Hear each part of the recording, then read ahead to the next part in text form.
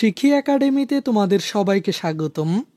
এই ভিডিওতে এখন আমরা ষষ্ঠ শ্রেণীর ডিজিটাল প্রযুক্তি বইয়ের পঞ্চম অধ্যায় বন্ধুর সাথে ভ্রমণ পরিকল্পনা এই অধ্যায়টির সেশন 2 এর বাড়ির কাজটির সমাধান দেখব।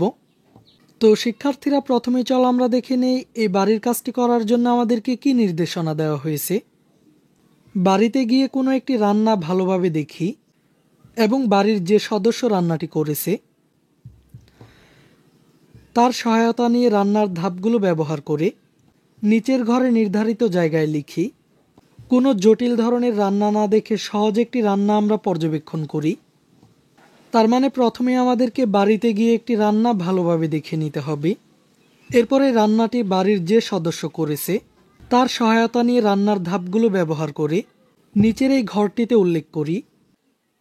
প্রথমেই এই অংশে লিখব যে রান্নাটির প্রবাহচিত্র আমরা তৈরি করতে চাই, আর এই অংশে লিখব রান্নাটি করতে যেসব উপাদানগুলো প্রয়োজন হবে, আর সবশেষে নিচের এই ঘরে রান্নাটির প্রবাহচিত্র তৈরি করব।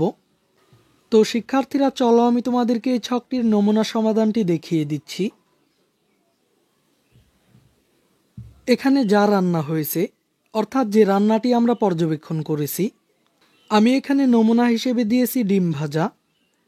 ডিম ভাজার জন্য যেসব উপাদানগুলোর প্রয়োজন হবে: ডিম, তেল, পেঁয়াজ, মরিচ, লবণ এবং কড়াই। এবার আমরা ডিম ভাজার প্রবাহ চিত্রটি দেখে নিই।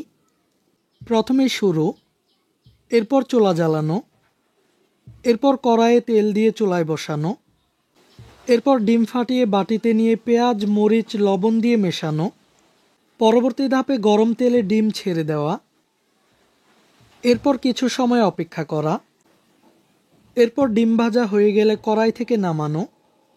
এখানে ডিম ভাজা শেষ। শিক্ষার্থীরা, তোমরা চাইলে অন্য একটি রান্নাও পর্যবেক্ষণ করতে পারো এবং সেই রান্নাটির উপাদান এবং রান্নার প্রবাহ চিত্র তৈরি করতে পারো। আমি শুধুমাত্র তোমাদেরকে একটি নমুনা দেখানোর চেষ্টা করেছি। এই ক্লাসে এই পর্যন্তই। পরবর্তী ক্লাসটিতে আমরা সেশন 3 এর কাজটি নিয়ে আলোচনা করব। শিক্ষার্থীরা, এই ক্লাসটি তোমাদের কাছে কেমন লেগেছে তা আমাকে কমেন্ট করে জানিয়ে দাও। আর পরবর্তী সকল ক্লাসগুলো নিয়মিত পাওয়ার জন্য চ্যানেলটিকে এখনই সাবস্ক্রাইব করে রাখো।